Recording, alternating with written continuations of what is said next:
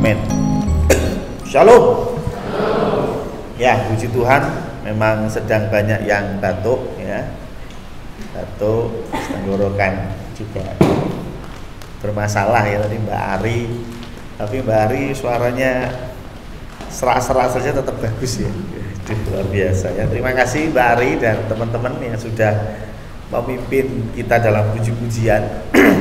Dan hari ini kita sampai di jemaat yang ketiga ya, dari 7 jemaat ya. Jadi ini kita sampai di jemaat yang ketiga. Kemarin kita sudah bicara Smyrna dan 2 minggu yang lalu kita bicara Efesus ya. Dan hari ini kita belajar Pergamus, itu ada di Wahyu pasal 2 ayat 12 sampai 17 ya. Pergamus apalagi ini ya. Jadi ini salah satu jemaat juga di Asia Kecil ya, yang sekarang ada di Turki bagian barat ya. Semua 7 jemaat itu ada di Turki bagian barat ya. Dan ini firman Tuhan ayat 12 sampai dengan 17 kita akan baca bergantian, hanya 6 ayat ya, tidak terlalu banyak ya. Kita akan baca bergantian, saya ayat 12 dan Bapak Ibu sekalian ayat 13, demikian seterusnya. Wahyu 2 ayat 12 sampai dengan 17 dengan judul kepada jemaat di Pergamus. Demikian firman Tuhan. Dan tuliskanlah kepada malaikat jemaat di Pergamus, inilah firman Dia yang memakai pedang yang tajam dan bermata 2.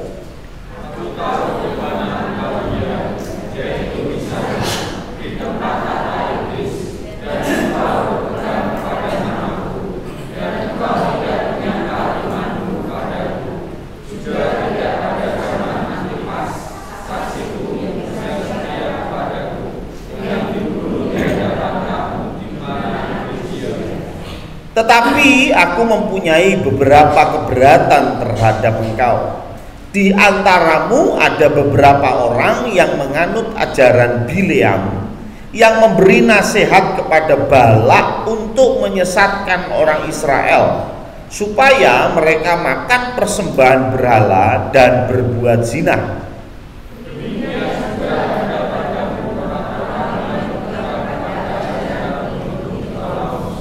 Sebab itu bertobatlah. Jika tidak demikian, aku akan segera datang kepadamu, dan aku akan memerangi mereka dengan pedang yang di mulutku ini.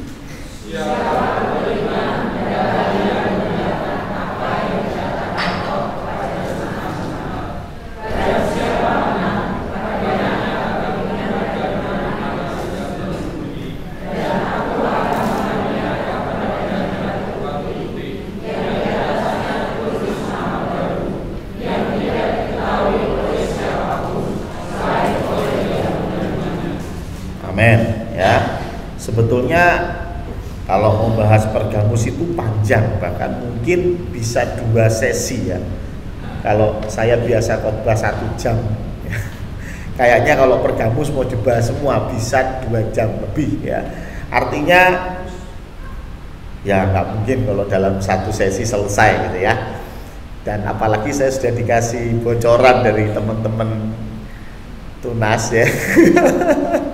Ya, khotbahnya aja suwi-suwi gitu. Karena habis ini akan ada Natal ya, Natal Tunas ya, jam 10 ya. Ya, dan saya pun harus latihan musik ya. Jadi karena Natal itu ini harus dirombak semua ini. Wah, luar biasa nih guru-guru sekolah minggu ini, waduh. Ya, ini dikeluarin semua ya. Wah, jadi akad junjung bahasa Inggrisnya ya toh. Luar biasa ya. Habis akad junjung langsung selesai Natal dibalikin lagi gitu ya. Nanti akan junjung lagi ya, luar biasa ya. Makanya dikasih pesan ke saya jangan lama-lama ya. Artinya saya harus cut beberapa poin yang kira-kira bukan tidak ya, tetapi belum punya relasi atau hubungan dengan apa yang kita bahas pada pagi hari ini ya. Jadi kita akan langsung ke ayat yang ke-13 ya. Saya sudah pernah jelaskan tentang malaikat jemaat, jadi saya tidak jelaskan lagi. Wahyu 2 ayat 13 ini bicara tentang apa yang Tuhan puji dari jemaat Pergamus. Ya, Tuhan sedang memuji nih di ayat 13. Apa pujiannya?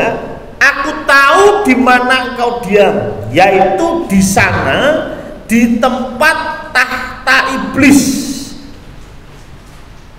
Jadi rupanya Pergamus ini tinggal di tahta iblis. Wah, luar biasa ya.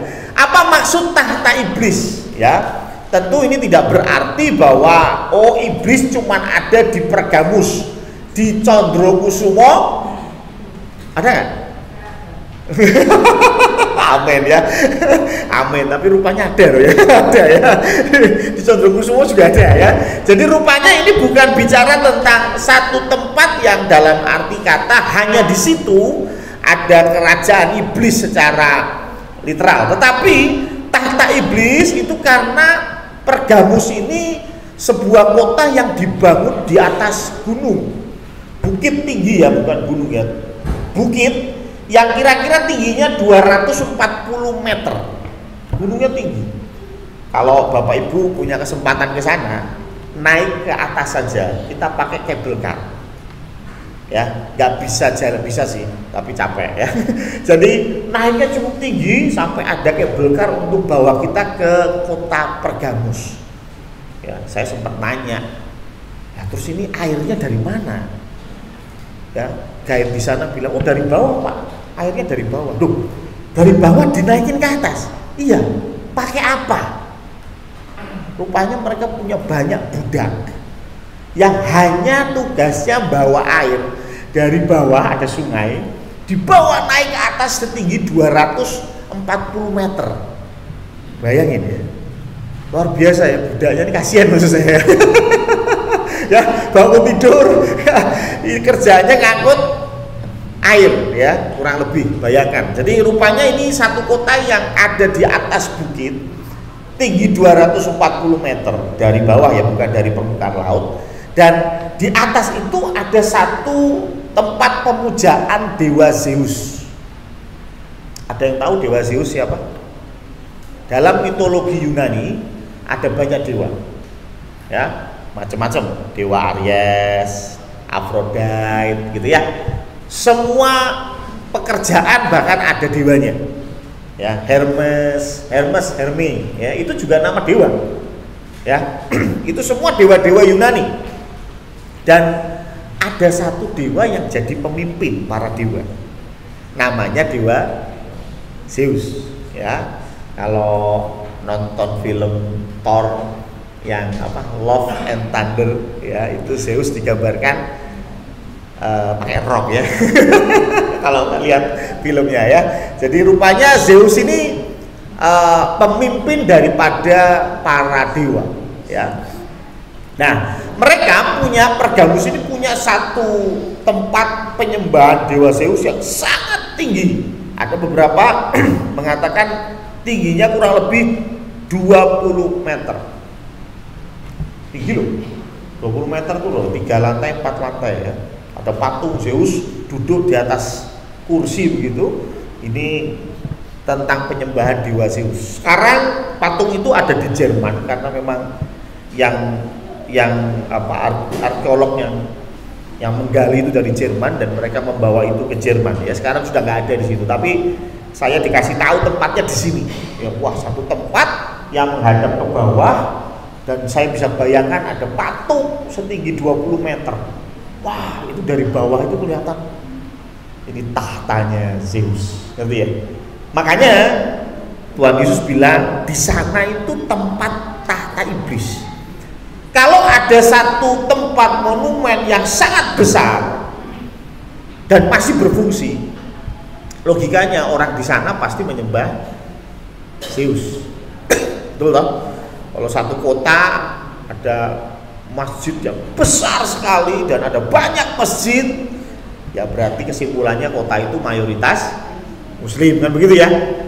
Kalau Anda pergi ke Manado, oh ada gereja besar, ada banyak gereja, berarti kesimpulannya mayoritas Kristen, kan begitu ya?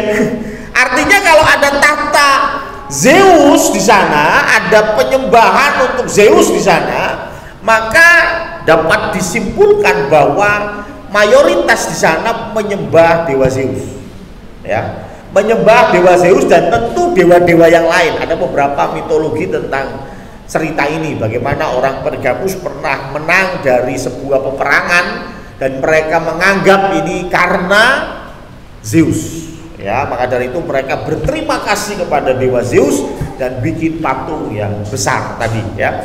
Tapi intinya mereka tinggal di satu tempat di mana mayoritas itu menyembah dewa Zeus. Mayoritas menyembah dewa Zeus. Bahkan kalau kita ke sana tidak hanya Zeus, ada banyak dewa-dewa lain. Tetapi memang yang paling besar dewa Zeus. Tetapi yang menarik bahwa engkau diam di tahta iblis. Siapa di sini yang belum punya rumah? Yang belum punya rumah? Wah, ya ada ya. Dari kedipan mata saya tahu ya. Saya mau tanya, kalau misalnya nih ada yang nawarin, wis, saya punya rumah, saya punya rumah, pakai nggak apa-apa, silahkan pakai itu rumah. Tapi catatannya, itu rumah berhantu. Itu rumah horor. Tiap malam ada putih-putih lewat, hitam-hitam lewat, gitu ya. Tiap malam ada suara-suara yang mengerikan tiap malam. Pertanyaan saya, Anda nggak punya rumah loh?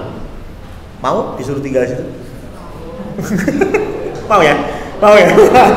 Wah, ini kalau Ronald bawa gitar Pak Pendeta, kita puji-pujian. Wah, haleluya. Ya. Tentu kita mikir dua kali kalau tinggal di tempat yang banyak setannya, banyak kuasa gelap. Dan ini dikatakan mereka orang Pergamus tinggal, mereka diam, mereka tinggal di situ, mereka hidup di situ. Di mana? Di mana iblis juga tinggal di situ. Jadi mereka ini tetanggaan sama iblis. Waduh, ya. Dan ini yang membuat Tuhan Yesus memuji mereka, karena memang Kristen itu ditempatkan Tuhan bukan hanya di tempat terang. Amin. Kita ini terang dunia. Kita ini terang dunia. Kita ini garam dunia. Maka dari itu biasanya ditaruh di mana? Di tempat yang gelap, di tempat yang hambar, di tempat yang gak enak. Garam itu kan ditaruh di tempat yang gak enak. Kalau sudah nikmat, sopnya sudah enak, masakannya bening, tinggal makan, terus Pak Sugeng ngambil garam cemplung. Kira-kira Pak Sugeng diguyo-guyo lah. Piye lah itu?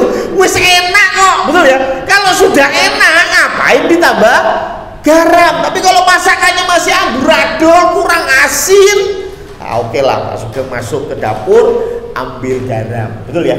Jadi artinya kalau kita bicara kita adalah garam dan terang dunia, jangan heran kalau Tuhan tempatkan kita bahkan jadi tetangganya setan, iblis. Jangan heran kita akan ada di satu komunitas yang tidak menyenangkan. Biasanya kalau kita ada di tempat yang tidak menyenangkan, pengennya pindah, pengennya ngalih, gitu ya. Tetapi ingat firman Tuhan ini bahwa kita memang harus jadi terang. Kalau di kampung satu RT Anda hanya orang Kristen satu-satunya, pindah? Enggak. Kalau bisa jadi Pak RT, Pak, ya kan? Ya tuh, benar ya?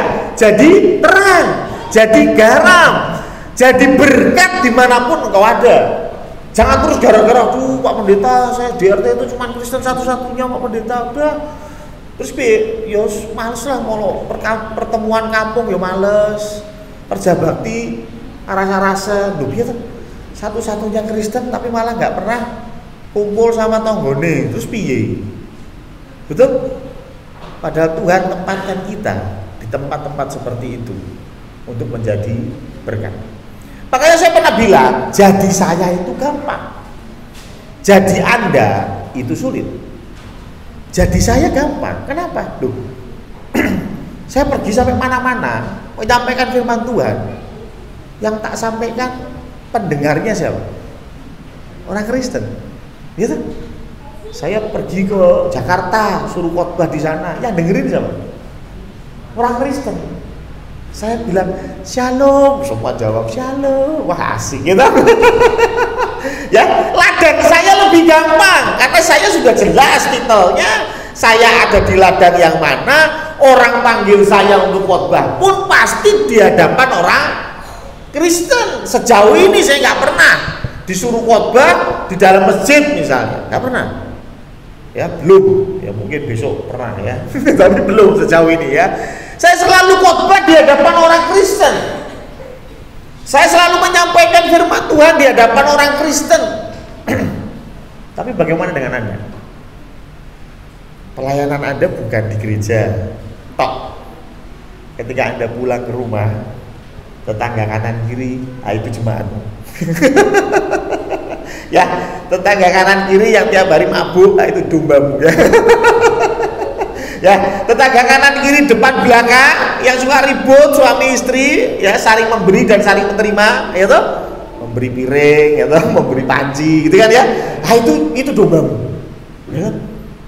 Dan terkadang sulit untuk kita bisa memasukkan firman Tuhan, betul ya? Kadang-kadang sulit. Saya lagi kenapa? Karena mereka bukan orang Kristen. Nek podo Kristen ini gampang. Berarti misalnya sebelahnya orang Kristen ribut gampang. Saya ini majelis, ngono yo siapan ngono tuh. Tapi ini bukan orang Kristen, saya ini majelis peduli amat gitu. Mau ada majelis mau enggak, saya enggak peduli. Jadi artinya ladang kalian lebih banyak dan lebih luas. Kalau orang ketemu dan saya bilang saya pendeta, mereka sudah tahu lah, oke, pendeta. Saya sudah menyinggung sedikit masalah agama, mereka sudah, oh enggak usah Pak Pendeta. Ya, saya tidak mau discuss masalah itu, ya sudah. Karena mereka sudah kasih image bahwa saya ini pasti bicara tentang firman Tuhan. Tapi kalau Ronald, ada temennya yang curhat, habis putus cinta, Ronald bisa masukkan firman Tuhan ke dalamnya, betul ya? Tidak perlu Ronald bilang, bro, Matius 7 ayat 6, nggak usah ya.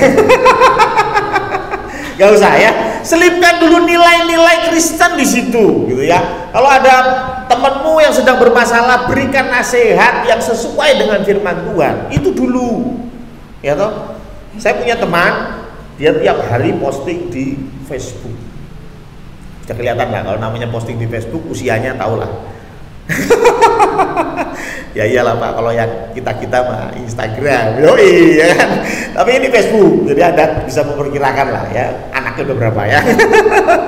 Ya, tapi yang menarik dia bilang begini, saya tuh selalu posting di Facebook, tapi tidak pernah saya sertakan ayat. Kalau kita yang Kristen, ketika kita baca, kita tahu ini firman Tuhan ini, gitu. Jangan kamu khawatir, gitu ya. Misalnya ada tulisannya tuh tulisan Alkitab, tapi dia nggak sertakan ayat Mazmur kayak apa Matius, enggak. Dan dia bilang supaya teman-teman saya yang non Kristen pun bisa menikmati apa yang saya tulis. Ya, terkadang kalau sudah baca Lukas 7, ya, belum dibaca padahal, ya, coba hilangkan dulu Lukasnya. Bukan berarti saya anti dengan alamat di Alkitab, kita tidak mau menyampaikan firman Tuhan, bukan. Tapi ketika kita kasih ayat dulu, yang penting itu kan alamatnya mau isinya loh, isinya itu yang penting. Kasihkan itu dulu. Makanya kalau kita punya media sosial ya boleh sharing seperti teman saya, ya toh, kasih ayat, nggak usah kasih alamatnya. Kata-kata yang indah, kata-kata yang dari firman Tuhan, ya toh. Allah mereka-rekakan yang baik, gitu kan. Wah, itu kan baik gitu ya, indah didengar, oke dibaca, menenangkan. Dan yang menarik itu bisa menjadi berkah. Di mana? Di tengah-tengah kegelapan. Ya. Semakin gelap, semakin diperlukan tindakan kita untuk menerangi sesama. Walaupun sekali lagi itu nggak gampang. Ya, saya pernah apa ya, komen ya teman saya, teman lama ya, tapi rupanya dia sudah lupa saya ya, teman lama, dan dia menyampaikan sesuatu. Seingat saya teman saya ini Kristen, seingat saya ya, seingat saya. Kemudian saya komen di statusnya dia, dan komen saya kasih puji Tuhan gitu ya. Saya kasih ada kata-kata puji Tuhan, Tuhan memberkati dan puji Tuhan. Dan rupanya di bawah-bawahnya itu komennya nggak enak gitu ya. Komennya iki sopo toh? Gowo Tuhan bareng. Aduh, nah saya jadi tidak enak gitu ya. Tapi kok yang komen nggak cuma teman dia, tapi dia pun komen seperti itu gitu ya. Dia tidak nyaman dengan postingan saya yang ada puji Tuhannya dan Tuhan Yesus memberkatinya gitu ya. Saya kemudian mengingat-ingat, seingat saya dia Kristen. Apa sudah pindah server saya tidak tahu ya, tapi seingat saya dia Kristen. Tapi ya sudah, saya sudahi perbincangan di Facebook itu. Tapi intinya terkadang ketika kita menyampaikan sesuatu yang baik pun orang balasnya nyengit gitu ya. Kita kasih nasihat yang baik pun terkadang orang balasnya nyengit. Kalau kita dibalas dengan terima kasih ya atas nasihatnya, itu masih oke ya, walaupun dia tidak melakukan apa yang kita nasihatkan, betul ya. Pak Mano ngasih tahu, Mas Yoyo kalau besok makan jangan banyak-banyak.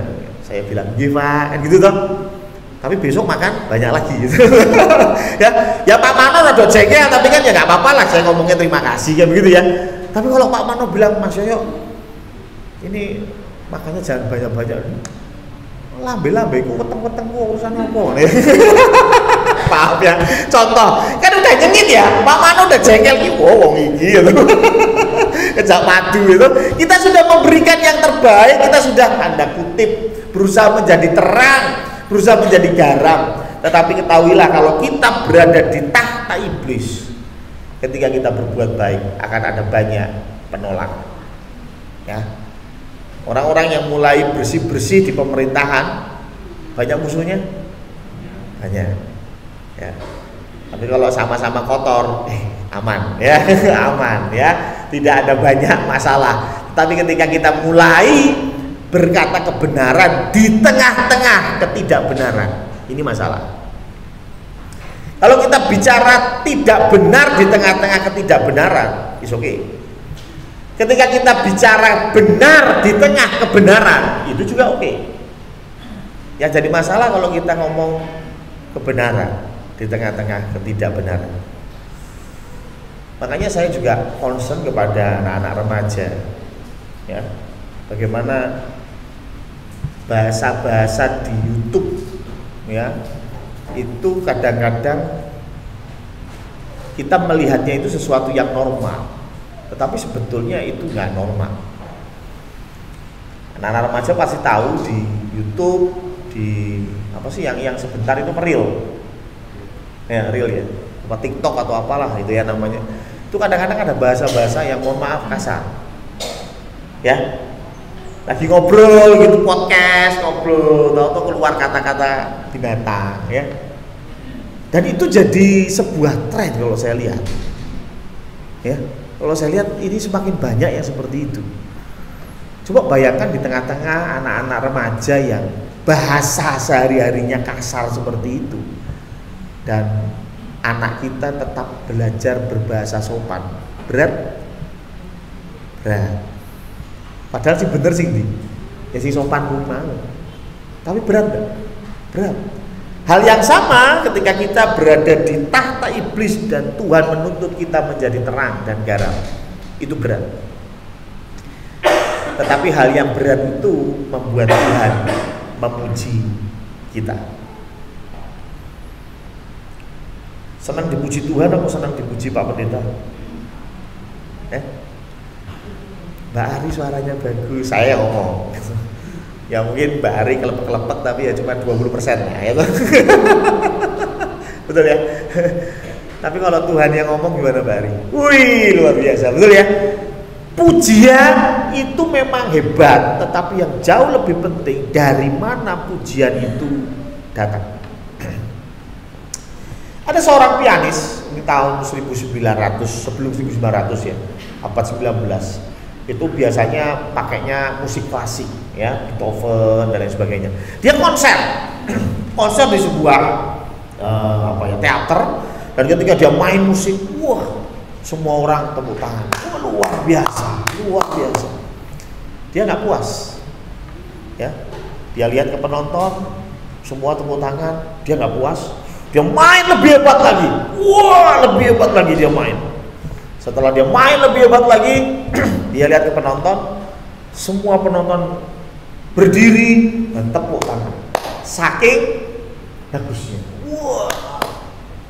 Bukannya selesai, dia main lagi dan lebih hebat lagi.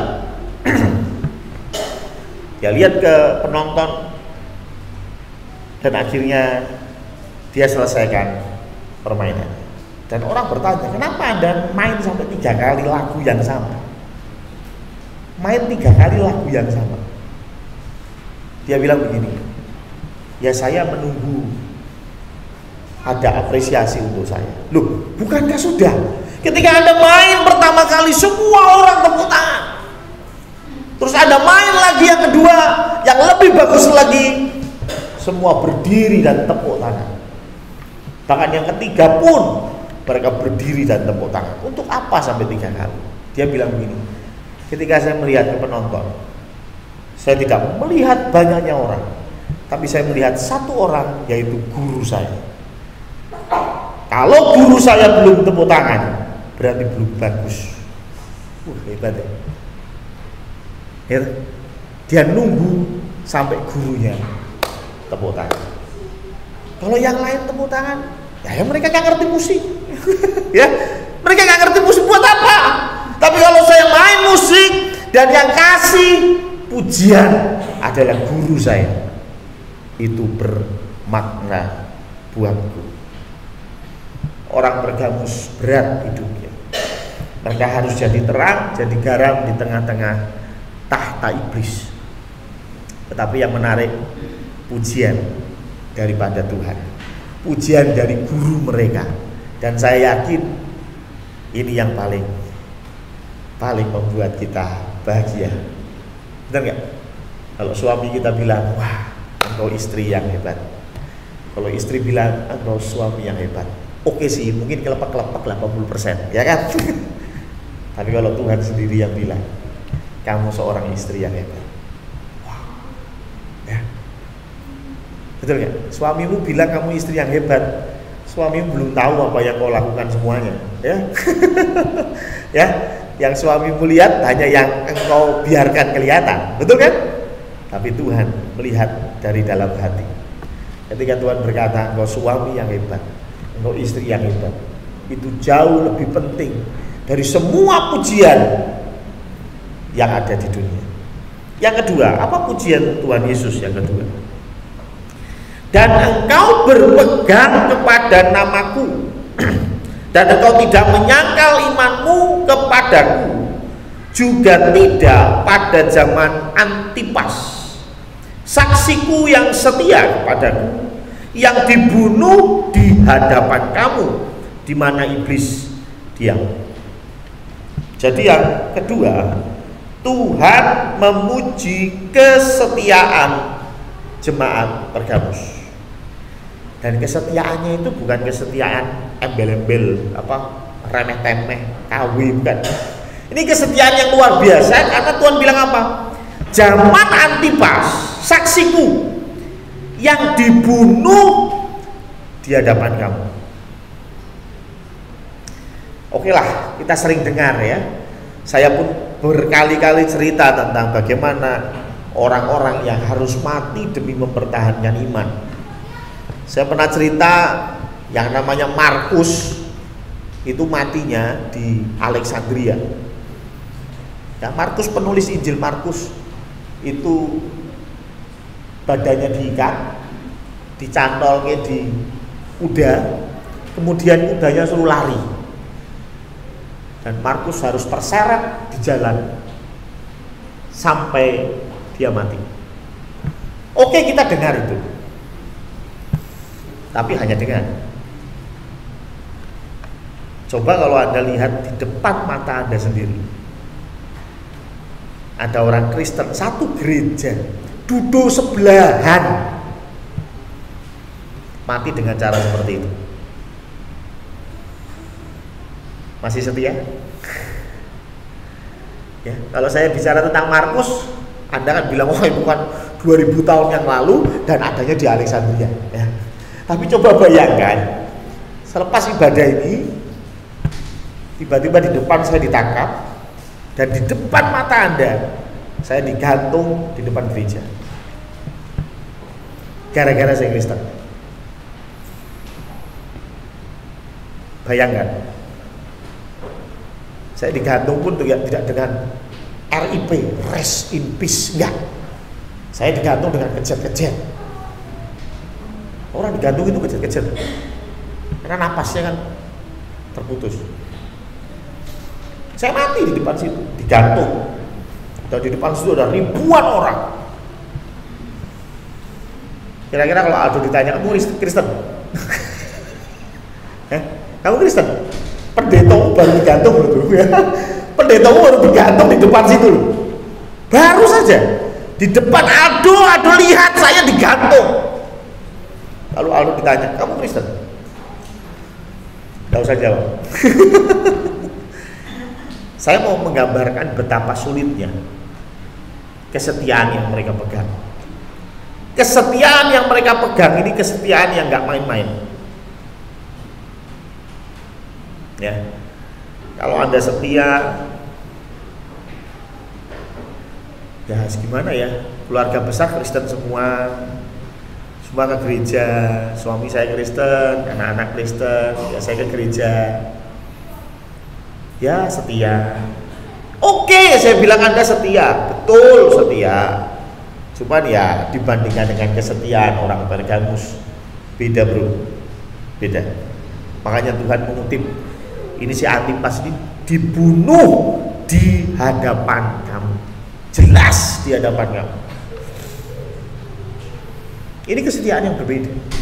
Makanya ada yang bilang laki-laki yang paling setia itu adalah Adam. Itu bukan setia, orang liane ya. Betul? Betul nggak? Lah Adam mau selingkuh sama siapa? Kera, ya kan? Nggak ada yang lain, perempuan cuma satu. Mau nggak mau setia, paham maksud saya? Tapi kalau engkau punya banyak opsi untuk tidak setia dan engkau tetap memilih setia, itu namanya setia. Ngerti ya? Saya ini suami yang setia. Ayo ada duit toh, selingkuh piye gitu. Paham maksud saya ya? Maaf ya. Tapi banyak yang mengatakan, oh saya setia ya, setia kayak opposite ya toh. Standarnya bagaimana dulu gitu ya. Wah itu istri yang setia. Ya umur 70 sudah omong semua ya toh. Ketika engkau setia, banggakan kesetiaanmu yang betul-betul setia. Ya.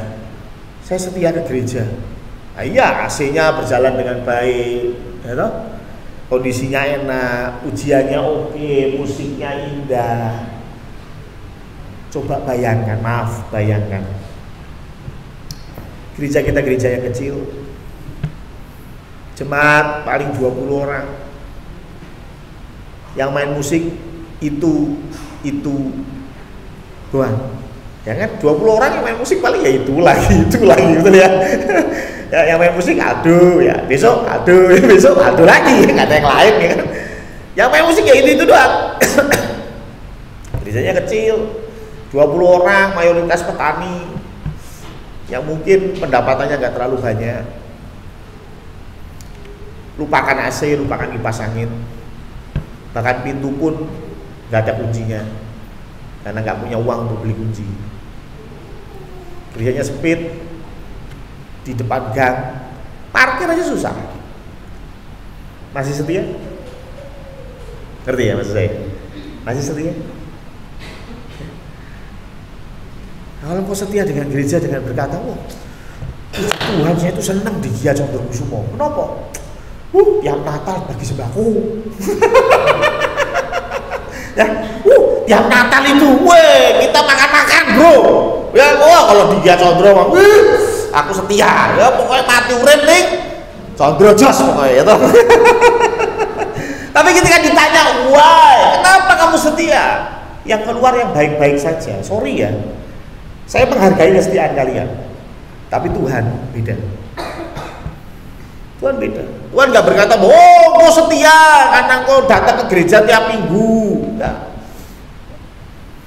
ketika kondisi sulit, ketika kau pulang ke rumah harus ribut dengan suamimu karena kau ke gereja. Ada di sini yang setiap pulang ke rumah ribut dengan suaminya, bahkan disuruh nggak usah pulang sekalian, bikin plek-plek sisa di gereja. Betul? Itu pulang dari gereja loh, bukan pulang dari dugem. Nah, kan pulang dari dugem terus jadi bojomu wajar, ya toh? Bisa dibahas, ya toh? Tapi kau pulang dari gereja, kau pelayanan di gereja, pulang ribut sama suamimu, ribut sama istrimu, karena mereka nggak setuju kau pelayanan di gereja. Pertanyaannya, masih setia? Ya kan? Kalau kau pulang ke rumah, terus suaminya bilang, dari mana mah? Anu pelayanan di gereja. Wah, puji Tuhan, istriku baik. Gampang. Untuk jadi setia gampang. Ya kan? Tapi kalau mau, aduh, gereja setengah mati, harus sisihkan uang untuk persembahan. Kau datang ke gereja pun, gereja belum bersih, kau harus sapu dulu. Kau harus bantu ngelap-ngelap gereja karena di gereja nggak ada poster. Masih setia? Setiap Natalan, ayo kita sumbangan Natal yuk.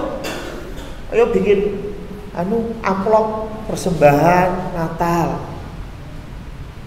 Ya. Masih mending cuma dikasih amplop tulisannya persembahan Natal.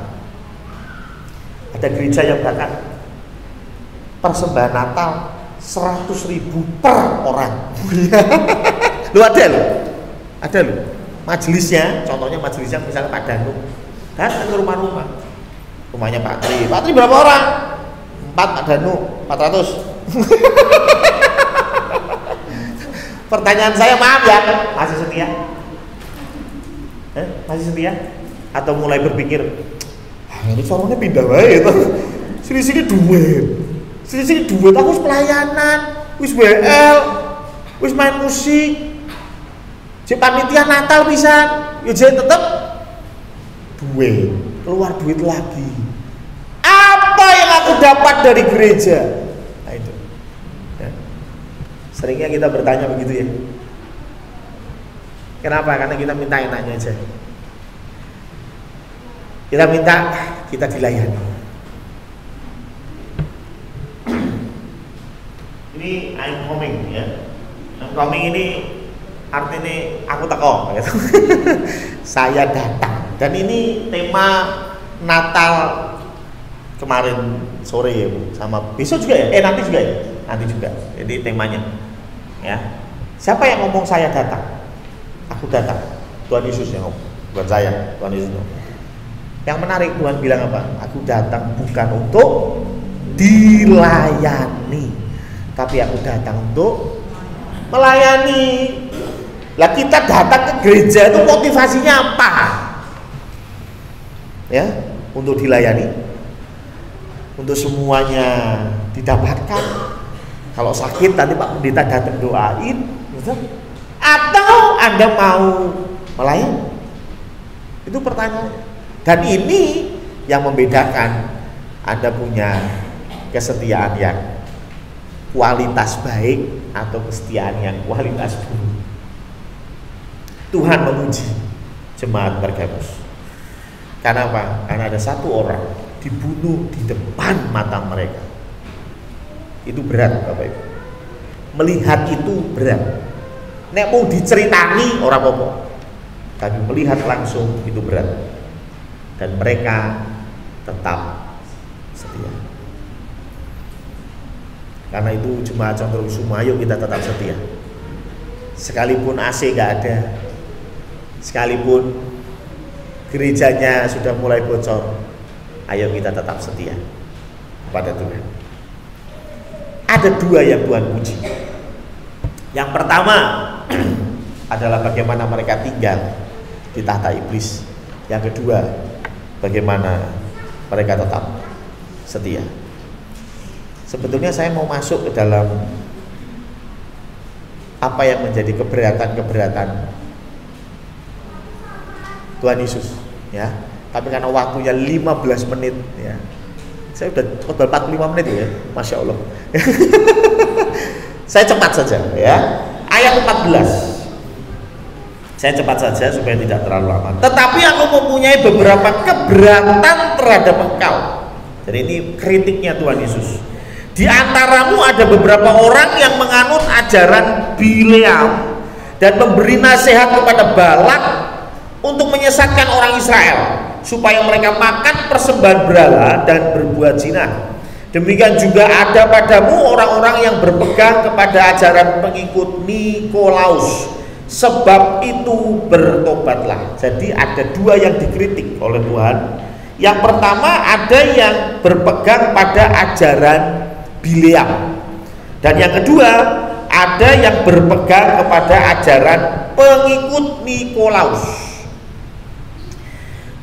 Apa itu ajaran Bileam? Nah, itu dulu ya. Apa itu ajaran Bileam? Nah, Bileam itu mengacu kepada bilangan 22 sampai bilangan 25. Ini cerita tentang Bileam. Kalau guru sekolah minggu pasti sudah hafal. Tapi kalau kita yang sudah lama nggak sekolah minggu biasanya lupa. Nah, saya kasih cerita singkat. Siapa itu Bileam? Jadi Bileam ini rupanya dukun sekti mandraguna, ya, di daerah Moab. Ya. Nah, ketika itu orang-orang Israel mau masuk ke tanah Moab melalui Edom untuk lanjut ke tanah perjanjian. Tapi yang jadi masalah, Balak itu melihat ini dengan waduh, ada 600.000 orang laki-laki. Berarti kalau ditambah perempuan, anak-anak bisa 2-3 juta orang. Itu sama seperti penduduk Semarang. Banyak banget ya. Itu mau masuk ke daerahnya Balak. Balak ini rajanya. Karena itu Balak berpikir bahaya nih. Kalau mereka masuk ke wilayah saya, kalau terjadi perang, saya kalah jumlah minimal. Karena itu Balak minta bantuan si Bileam. Si Bileam ini sekali lagi dukun mandraguna. Ya, jadi dukun temennya mandra ya. Enggak lah ya, itu dukun sekti tenan, ya toh? Kenapa? Balak itu cuma minta tolong kepada Bileam. Bileam, kamu datang, kutuk saja orang Israel. Bayangin, cuma disuruh ngutuk tak, wis. Hebat ya? Hebat loh ya. Ini Balak ini nggak minta saya pengen orang Israel nanti mati semua, enggak. Cuman datang lalu kutuk, dah. Itu aja cukup. Berarti ini Bileam ini sakti betul. Ketika dia omong sesuatu itu betul-betul terjadi, betul nggak? Kalau nggak gitu ngapain si Raja Balak ini nyari-nyari si Bileam? Ketika Raja Balak kirim utusan kepada Bileam, Bileam berkata nggak mau. Karena sebelumnya Tuhan telah ngomong kepada Bileam jangan pergi. Bileam nurut. Baik ya. Bileam nurut. Bileam bilang enggak, saya nggak pergi. Datang lagi utusannya kedua. Wis toh kok tak kayak duit oke, emas dan perak akan kuberikan kepadamu. Bileam sekali lagi ngomong, tidak. Saya tidak bisa pergi. Saya tidak akan pergi walaupun emas dan perak yang sudah kau siapkan. Tapi Tuhan tahu sebetulnya Bileam ini pengen pergi. Sebetulnya Bileam ini pengen pergi. Karena itu Tuhan kasih izin Bileam untuk pergi.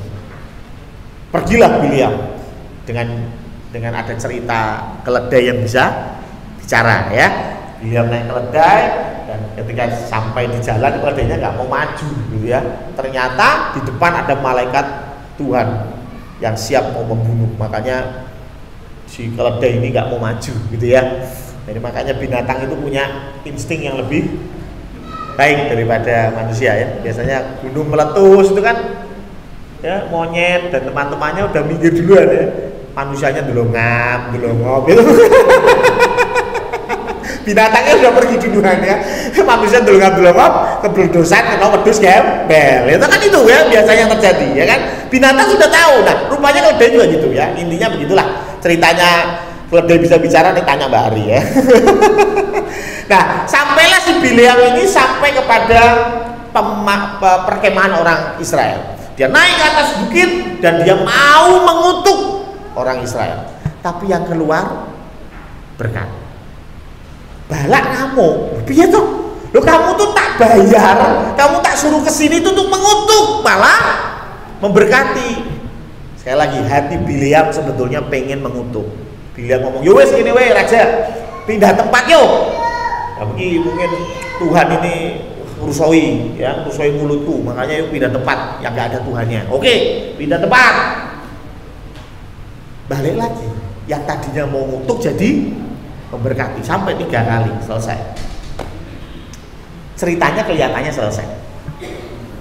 Tapi yang menarik, kalau dilanjutkan bilangan 25 sampai seterusnya, itu ceritanya berlanjut.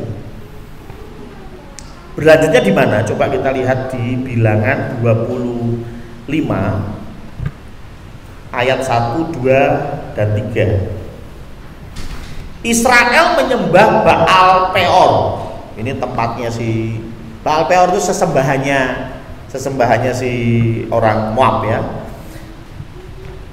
Sementara Israel tinggal di Sitim, mulailah bangsa itu berzina dengan perempuan-perempuan Moab.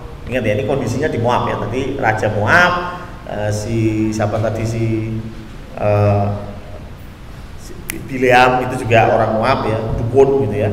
Ayat kedua, perempuan-perempuan ini mengajak bangsa itu ke korban sembelihan bagi Allah mereka. Lalu bangsa itu turut makan dari korban itu dan menyembah Allah orang-orang itu. Ayat ketiga, ketika Israel berpasangan dengan Baal Peor, bangkitlah murka Tuhan terhadap Israel. Jadi ini cewek-cewek ya toh, itu mulai mengajak bangsa Israel menyembah Allah lain. Dan terjadilah orang Israel berpasangan dengan Baal Peor. Maksudnya mereka tetap menyembah Tuhan, mereka tetap menyembah Yahweh, tetap. Tapi Baal Peor juga disembah. Ya, makanya dikatakan berpasangan, gitu ya. Berpasangan dengan Baal Peor. Terus intinya Tuhan marah dan Tuhan suruh membunuh orang-orang yang menduakan Tuhan ini. Coba lari ke ayat 9. Bilangan 25 ayat 9. Orang yang mati itu kan Tuhan suruh untuk membunuh orang-orang yang menduakan Tuhan. Orang yang mati karena tulah itu, yang mati karena dibunuh saudaranya sendiri, ada 24.000 orang banyaknya. Wih, banyak ya? 24.000 orang rupanya sudah bukan meninggalkan ya, menduakan Tuhan, menyembah Baal Peor gara-gara perempuan-perempuan Moab. Jelas ya. Tapi yang menarik, coba loncat ke bilangan 31 ayat yang ke-16 kayaknya. Bilangan 31 ayat 16. Bukankah perempuan-perempuan ini atas nasihat ini rupanya yang punya ide itu si Bileam, gitu loh ya. Menjadi sebabnya orang Israel berubah setia terhadap Tuhan, bukan meninggalkan Tuhan, berubah setia, tetap menyembah Tuhan tapi tidak setia. Beda loh ya, meninggalkan Tuhan karuan, tapi ini tidak setia. Ya, berubah setia terhadap Tuhan dalam hal Peor, tadi Baal Peor ya, sehingga tulah turun ke antara umat Tuhan. Jadi Bileam ini ternyata otaknya dia itu yang punya ide. Jadi kesimpulannya apa? Bileam itu pakai cara keras mengutuk orang Israel, itu cara keras ya, langsung konfrontasi, tapi rupanya gagal. Karena Tuhan mengubah kutuk jadi berkat. Bileam pulang dan rupanya WhatsAppan sama Balak, ya kan? Bro, aku duwe ide bro. Kini dewe mengutuk orang Israel ini mangel ya. Angel lambe itu diplesetke terus, gitu. Aku duwe ide. Iya bro, yes kumpul saya ngopi-ngopi. Akhirnya ngopi-ngopilah Bileam sama bala. Dan ada muncul satu ide, yaitu apa? Perempuan Moab. Sudahlah, perempuan Moab itu biarin deketin cowok-cowok Israel, ya. Cowok-cowok Israel biar digoda sama perempuan Moab. Ya, rupanya perempuan Moab ini cuante mungkin ya. Karena kalau nggak cantik kan, ya agak aneh juga ya. Cantik-cantik di perempuan Moab rupanya ya. Dan karena itu orang Israel mulai tadi dikatakan di Bilangan 25 berzina dengan perempuan Moab. Gak cuma berzina, dikatakan bahwa mereka mulai menyembah, menyelewengkan orang-orang Israel itu sehingga mereka menduakan Tuhan, berubah setia dengan Tuhan. Jadi ajaran Bileam itu apa sih kesimpulannya? Ajaran Bileam itu ajaran yang tanda kutip ya mengizinkan pernikahan beda keyakinan ya. Dan ini nggak sesuai firman Tuhan. Bagaimana mungkin terang dan gelap bisa bersatu? Makanya Tuhan berkata kepada orang Israel di 1 Raja-Raja 18, kalau Tuhan itu Allah, sembahlah Dia. Kalau Baal itu Allah, sembahlah Dia. Kita harus milih, nggak bisa dua-duanya, apalagi 4. 2 aja nggak boleh, betul kan? Harus pilih. Kau pilih mana? Aku atau dia? Betul? Ya. Gimana kalau yang masih pacaran di sini? Siapa yang masih pacaran? Ronald mungkin? Ya, oh enggak ya? Ya, kalau ada yang masih pacaran terus kemudian rupanya dia gandeng 2 cewek gitu ya, cewek kanan dan cewek kiri. Ya. Kira-kira kalau tanda kutip ya 3 serangkai ini terbongkar gitu, kau pilih mana? Aku atau dia? Kayaknya betul ya, itu manusia loh. Kan nggak mungkin ada yang begini, jadikan aku yang kedua. Ya, ada yang begitu? Halo perempuan-perempuan, ada yang punya cita-cita jadikan aku yang kedua? Nggak ada lah, ya, nggak ada yang mau jadi yang kedua ya, betul? Pilih aku atau dia. Itu manusia. Itu perempuan yang dipacarin sama Ronald. Enggak ya. Ya apalagi Tuhan. Tuhan bilang apa? Lu pilih. Lu enggak apa-apa. Kalau Anda memang mau pilih Baal, monggo. Mau pilih Baal silakan, enggak masalah. Tapi kalau pilih saya harus setia. Jangan jadikan Tuhan yang kedua. Ya. Tuhan harus menjadi yang pertama dan satunya. Gak boleh diduakan. Itu ajaran Bileam. Bileam mengajarkan bahwa boleh pernikahan beda keyakinan, bolehlah, gak apa-apa, semua agama sama. Kan biasanya tagline-nya begitu. Loh, buat saya pun gak apa-apa. Saya belajar dari firman Tuhan ya memang begitu. Makanya kalau saya anak-anak muda tanya Pak Pendeta, kalau saya punya pacar yang beda agama gimana? Lu monggo. Tapi diputuskan, kamu ikut dia atau dia ikut kamu, titik. Nah kalau saya ikut dia enggak apa-apa, ya monggo. Silakan, saya nggak punya hak untuk melarang, betul? Kalau Anda mau pindah tinggalkan Kristus, silakan. Kalau dia berkata aku akan tinggalkan Kristus, berarti memang dia nggak sungguh-sungguh jadi murid Kristus, betul? Betul kan? Ya. Kalau saya ini betul-betul anaknya Pak Joko, saya ini betul-betul anaknya Pak Joko, lalu ada orang lain yang berkata, yuk melu aku yuk, jadi anakku. Kalau aku berkata, ayo melu gitu. Sebetulnya saya ini bukan betul-betul anaknya Pak Joko, paham ya maksud saya? Berarti saya di bawah tanda kutip terornya Pak Joko, gitu ya. Sehingga ketika ada orang lain yang ngajak, langsung semerintil gitu. Betul kan? Ya kan, kalau Feli tiba-tiba, ayo jadi anaknya Om Yoyo, nggak mau dia. Ya, kenapa lu? Bapakku ini, ibuku ini, ya nggak mau diganti. Setuju? Kalau engkau memang maaf, belum anaknya Tuhan, engkau akan dengan mudah tinggalkan Kristus. Jadi kalau ada anak muda yang berkata, aku tak pindah agama ya Pak Pendeta, monggo, malah tak kayak surat atestasi gitu. Sisan itu, tak terkait KUA itu nggak masalah ya. Ya kenapa? Kalau Anda dengan mudahnya meninggalkan Kristus, itu tandanya Anda bukan anak Kristus. Selesai.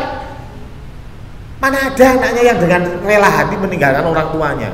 Betul? Ya. Saelele wong tua ini. Apa yo olu kita meninggalkan orang tua? Betul? Apa mana orang tua kita? Baik.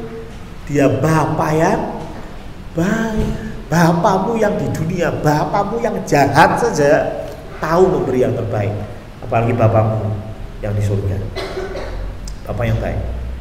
Tapi beliau mengajarkan ora popo, itu agama ora masalah, kabeh agama podo. Memang betul sama apanya? Ajaran moralnya. Moral loh ya, bicara moral rata-rata sama. Semua agama mengajarkan mencuri? Tidak. Sama ya? Tidak perlu jadi Kristen kalau engkau cuma pengen nggak mencuri. Kau jadi Buddha, jadi Hindu pun ya tetap diajari nggak mencuri, yakin saya. Memang, tapi juga tidak sama persis. Ya, bagi orang Kristen punya istri 2, moralnya baik atau buruk? Halo? Moralnya loh, kita bicara moralnya ya. Dari pandangan orang Kristen punya istri 2, moralnya baik atau buruk? Buruk. Wah, langsung mantap Pak Penatua. Tapi bagi orang Muslim, ya baik, ya tidak apa-apa, itu kan pandangan mereka, betul ya? Maksud saya ini bicara moral. Bagi orang Kristen makan babi baik, baik, ya kan? Tapi bagi orang Muslim, masya Allah, najis. Gitu. Loh, ya tidak apa-apa bagi mereka. Maksud saya gini, kalau ada orang yang berkata semua agama itu sama, buat saya tidak. Kalau semua agama sama, lah ngapain kita beda-beda? Gitu loh. Lah buat tadi siji gedung beribadah ya, atau semua agama jadi satu kan gitu ya. Kalau memang sama, enggak sama. Bahkan ajaran moralnya pun walaupun kelihatannya sama, oh semua itu mengajarkan kebaikan, amin. Tapi tetap ada bedanya.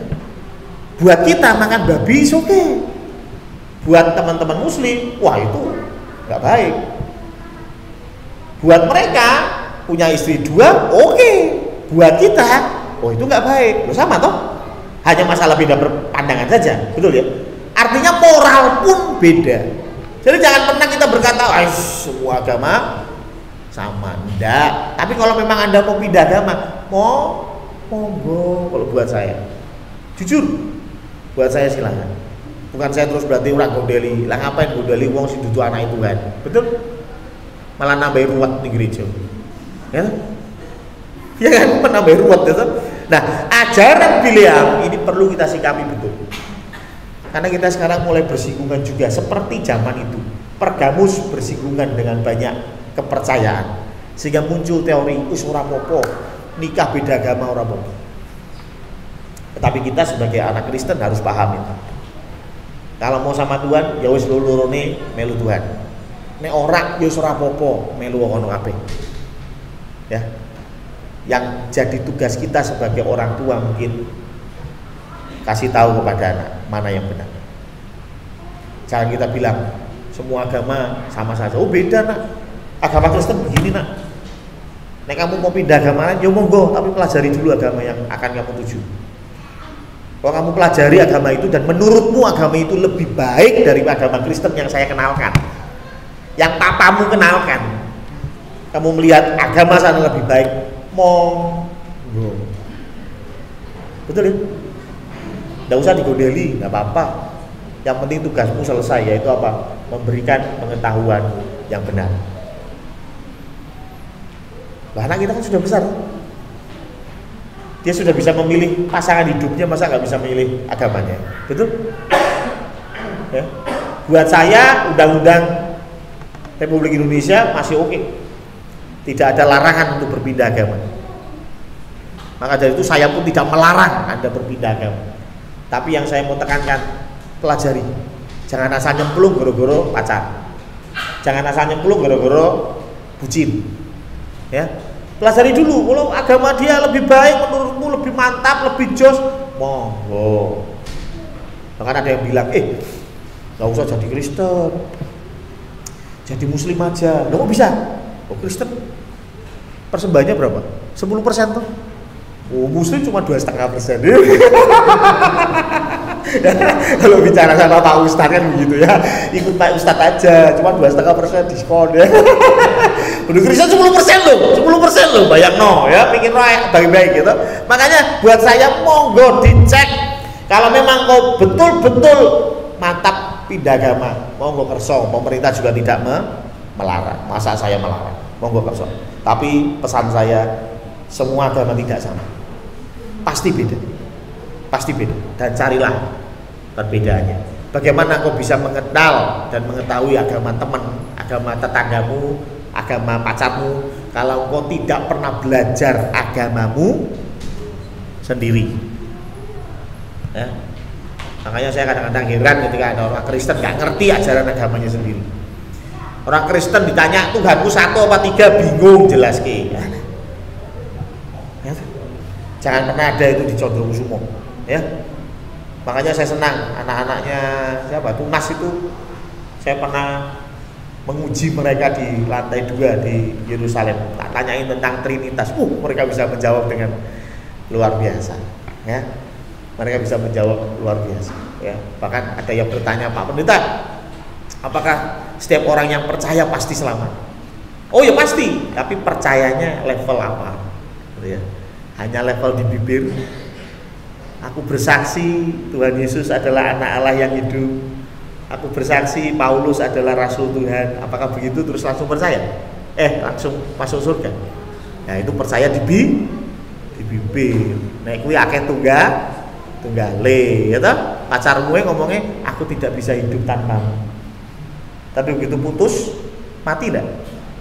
Enggak, tetap hidup tuh ya. Loh, katanya kan tidak bisa hidup tanpamu, ya kan?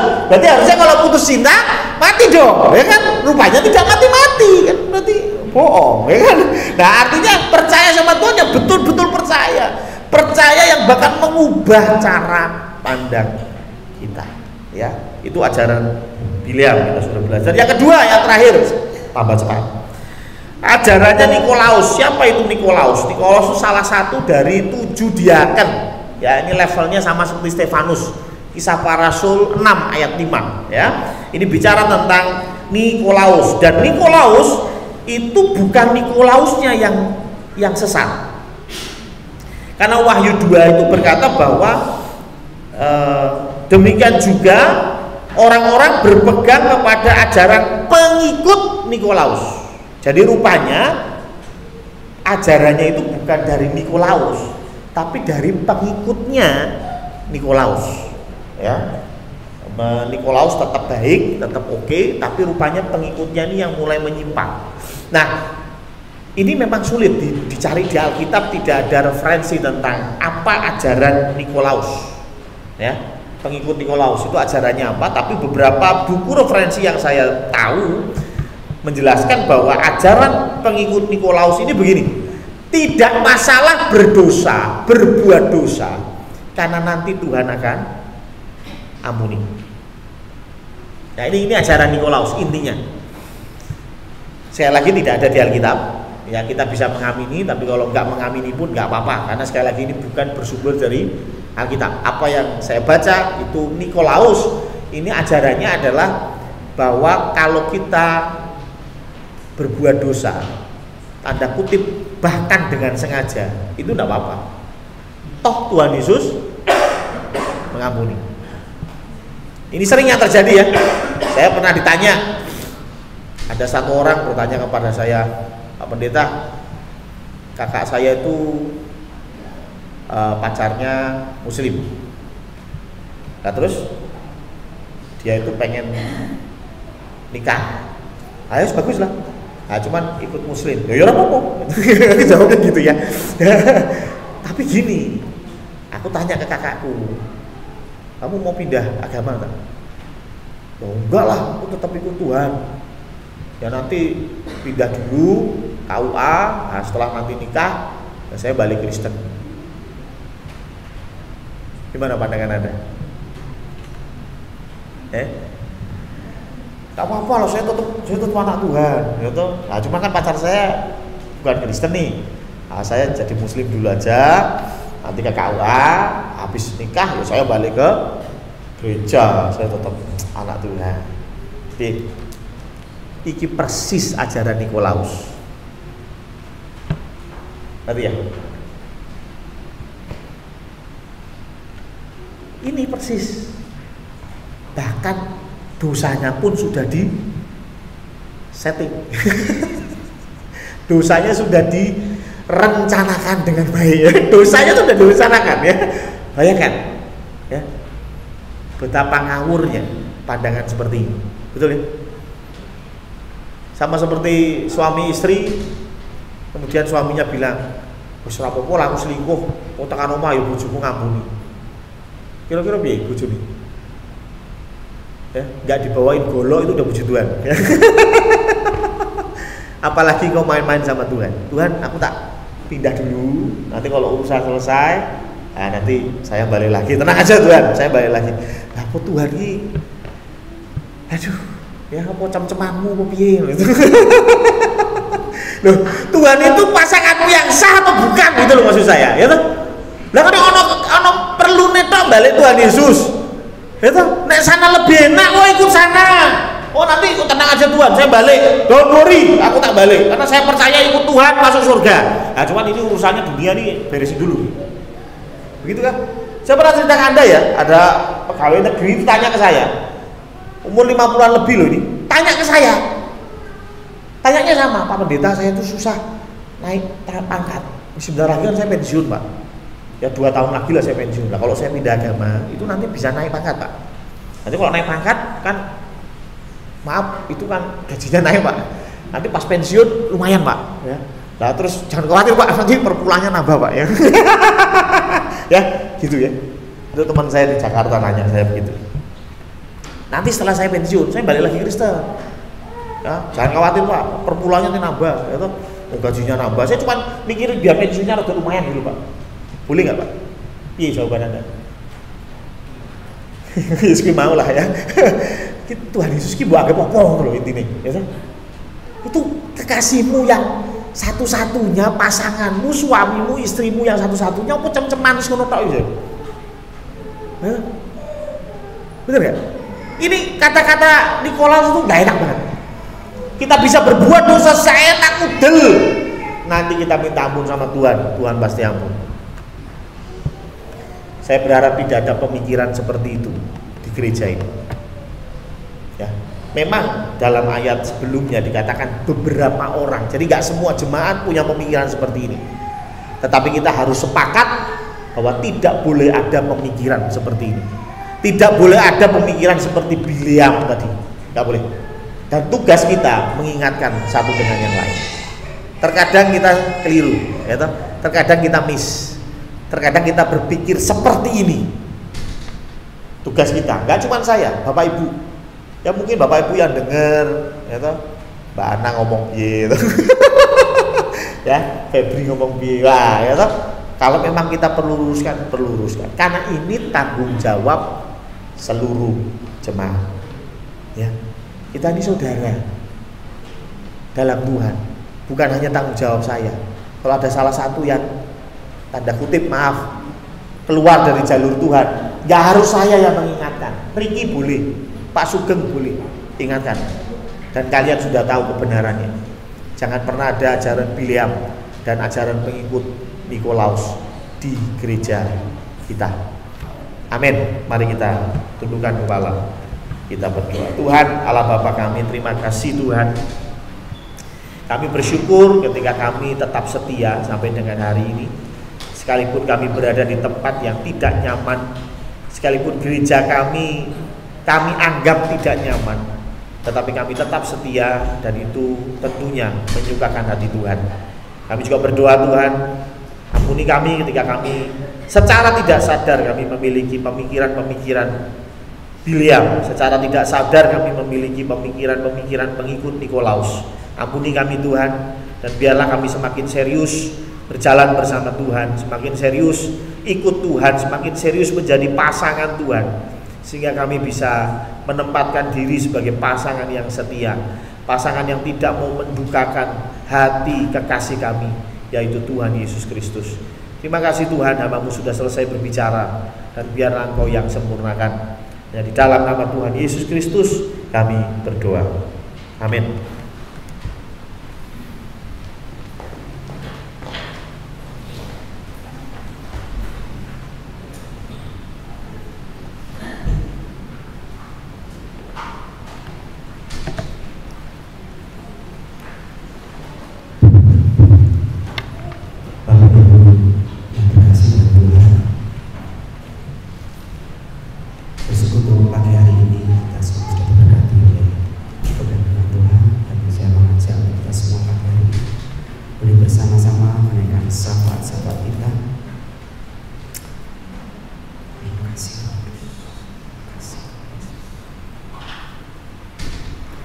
Ya Tuhan, Allah Bapa kami di surga, Tuhan yang kami sembah dan kami tinggikan di dalam nama Tuhan Yesus Kristus. Sungguh kami bersyukur Tuhan, pagi hari ini kami sudah diberkati oleh kebenaran firman Tuhan yang sudah dibagikan melalui hamba-Mu Pendeta Samuel Tuhan. Benar Tuhan, dan ada sebagian di antara kami seperti jemaat di Bergamus Tuhan, di mana kami Tuhan tahu, kami Tuhan tahu di mana kami boleh berada dalam keadaan yang kurang menyenangkan Tuhan, di tengah-tengah tantangan yang berat buat kami, mungkin di tengah lingkungan tempat tinggal kami, mungkin di tengah lingkungan tempat kerja kami, atau bahkan mungkin di tengah lingkungan sekolah dan kampus kami Tuhan. Kami mungkin seorang diri Tuhan, atau mungkin kami hanya beberapa Tuhan. Tolong Roh Kudus, Engkau yang meneguhkan kami, menguatkan hati kami Tuhan, agar kami tetap setia Tuhan di setiap tantangan yang harus kami hadapi, setiap cobaan, setiap ujian yang harus kami lewati Tuhan. Berikan kekuatan, Engkau yang memperlengkapi kami Tuhan, bahkan malaikat yang menjaga dan mengawal kami Tuhan, sehingga kami boleh menjadi saksi Tuhan dimanapun kami berada. Terima kasih Tuhan, terima kasih atas penyertaan Tuhan kepada setiap kami Tuhan, hingga kami boleh melalui tahun 2022 ini berkemenangan bersama Tuhan. Kami boleh melewati setiap musim di dalam tahun ini Tuhan bersama Tuhan. Kami bersyukur Tuhan, Engkau sudah menyertai kami, dan kami mau serahkan sepenuhnya Tuhan. Kami mau song-song sepenuhnya Tuhan tahun depan, tahun 2023 Tuhan. Tuhan yang menolong kami. Terima kasih Bapak, terima kasih. Ajar kami menjadi pribadi-pribadi yang lebih baik Tuhan. Kami meninggalkan manusia lama kami Tuhan. Kami menjadi pribadi-pribadi yang terus diperbarui, semakin disempurnakan, semakin serupa dengan Kristus. Terima kasih Tuhan. Pagi hari ini Tuhan, kami teringat kepada saudara-saudara kami ya Tuhan, yang mungkin mereka tidak ada bersama kami oleh karena kelemahan fisik mereka, oleh karena mereka sakit Tuhan.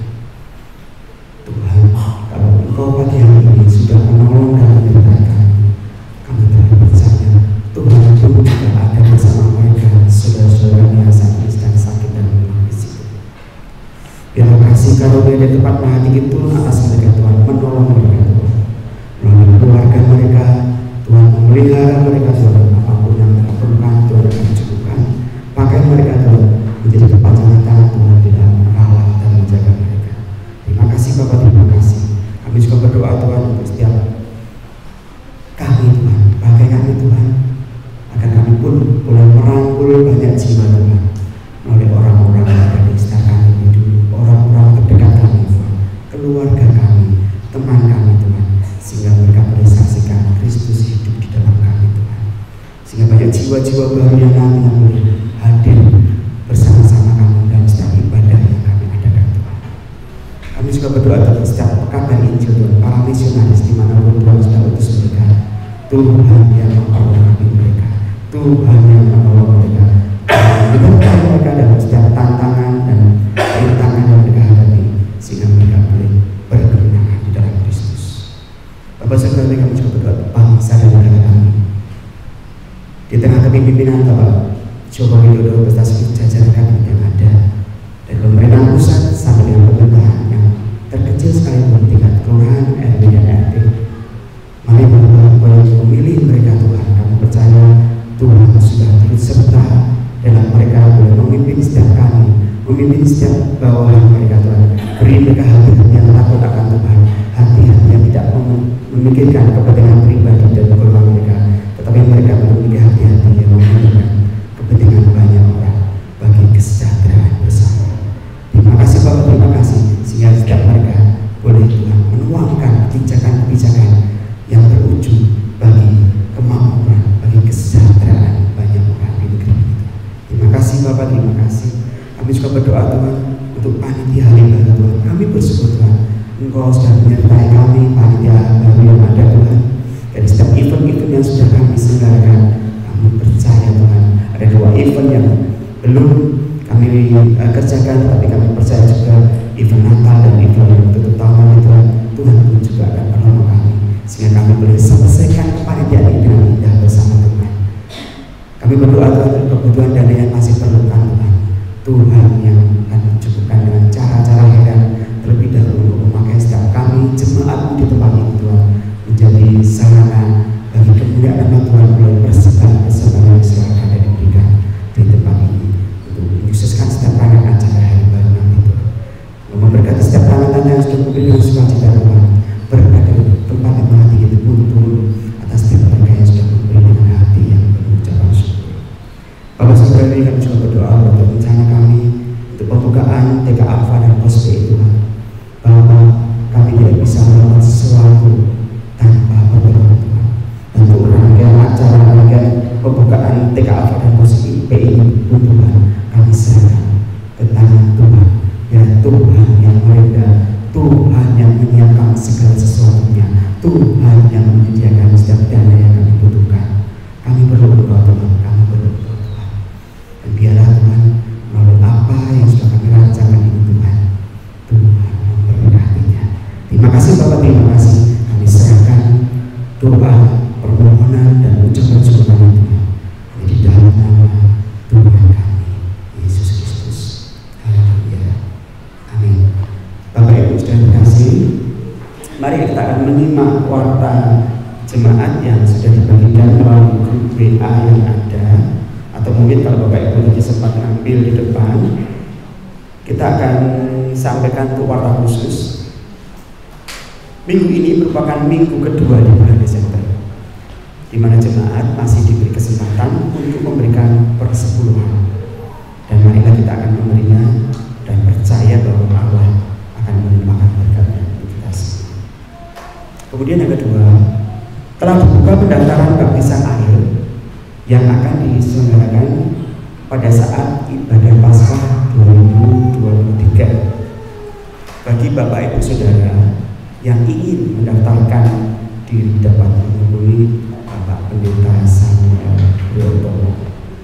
Kemudian yang ketiga, ibadah Natal akan dilaksanakan pada hari Minggu depan tanggal 25 Desember 2022 dimulai pada pukul 5 sore. Dan minggu depan ibadah pagi digabung ke ibadah Natal sore harinya.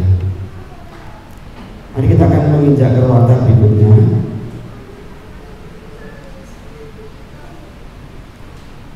Nanti pada pukul 10 pagi ya, Tunas Remaja akan mengadakan ibadah istimewa, yaitu ibadah Natal. Kemudian pada pukul 3 sore Genji juga akan mengadakan ibadah. Dan untuk ibadah sore dimulai pada pukul 5 sore. Nanti ujian akan dilayani oleh Diaken Suharti, LCD oleh Saudara Kavi. Firman Tuhan kembali akan dilayani oleh Pendeta Samuel Wiyotono. Doa syafaat dan ulang pun juga dilayani oleh Pendeta Samuel Wiyotono, dan musik akan dilayani oleh Saudara Rona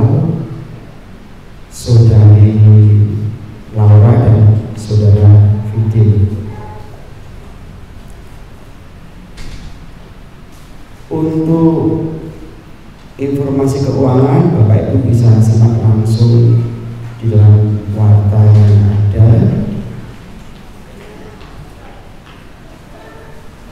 Pada hari Selasa ya, tanggal 20 Desember 2022 di tempat ini kembali akan diadakan persekutuan doa malam, di mana yang bertugas adalah Ibu Novita. Dan untuk hari Jumat, mohon perhatian, KPK Kasih dan KPK Sukacita diliburkan karena kita ada persiapan untuk Natal. Demikian informasi yang bisa kami sampaikan. Mungkin kalau ada tambahan dari panitia yang baru bisa ditambahkan. Terima kasih atas perhatiannya. Oh ya, monggo ketiga.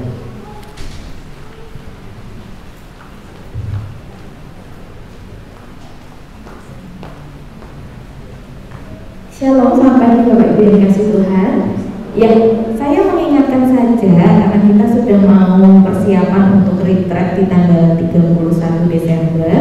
Saya mohon sekali lagi titipan dari panitia untuk Bapak Ibu yang sudah mendaftar dan belum melakukan pelunasan untuk biaya retreatnya, mohon bisa dibantu untuk segera melakukan pelunasan karena akan kami pergunakan dananya untuk memenuhi segala kebutuhan retreat kita yang ada di sana.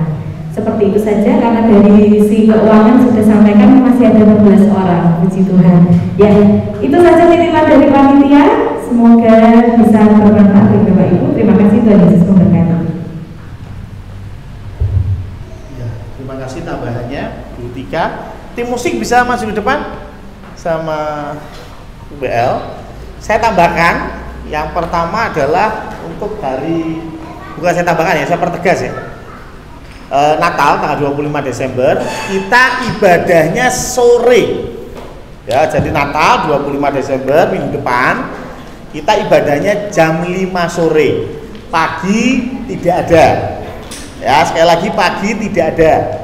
Mau Car Free Day boleh ya. Ya, pagi nggak ada, sore jam 5 ya. Sekali lagi, jangan keliru, nanti dikirain Natalannya pagi, enggak, Natalannya sore ya. Yang pertama itu, yang kedua untuk tanggal 1 Januari ya.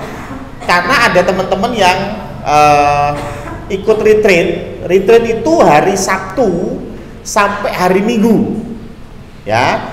Jadi, lah terus yang nggak ikut retreat gimana Pak Pendeta? Nah, yang ikut retreat ibadahnya akan di tempat retreat. Yang ikut retreat, yang tidak ikut retreat 1 Januari ada ibadah jam 5 sore di tempat ini. Ya, misalnya nggak ikut retreat, wah saya kok nggak ikut retreat, lalu hari Minggu ibadahnya piye? Jam 5 sore tetap ada ibadah untuk yang tidak ikut retreat. Yang ikut retreat boleh ikut nggak? Ya boleh kalau masih kuat ya. Koyok tenagane luwe-luwe ya toh. Ya boleh, kalau sore mau ikut juga silakan. Ada perjamuan kudus juga tanggal 1 Januari. Yang retreat ya perjamuan kudusnya di tempat retreat, yang tidak ikut retreat di tempat ini jam 5 sore ada ibadah. Ya, itu tambahannya. Jelas? Oke, sekarang lagu satunya lagu Happy Birthday. Happy birthday, happy birthday, happy birthday, Tiga.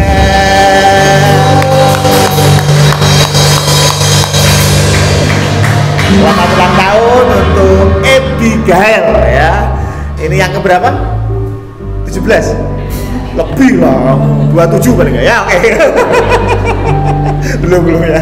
Ya, selamat ulang tahun, Tuhan memberkati. Dan saya kira itu saja untuk hari ini. Ada yang baru pertama kali ikut ibadah? Oh, semua jemaat yang sudah setia dari awal ya. Puji Tuhan ya. Mari kita bangkit berdiri, kita akan tutup dalam doa.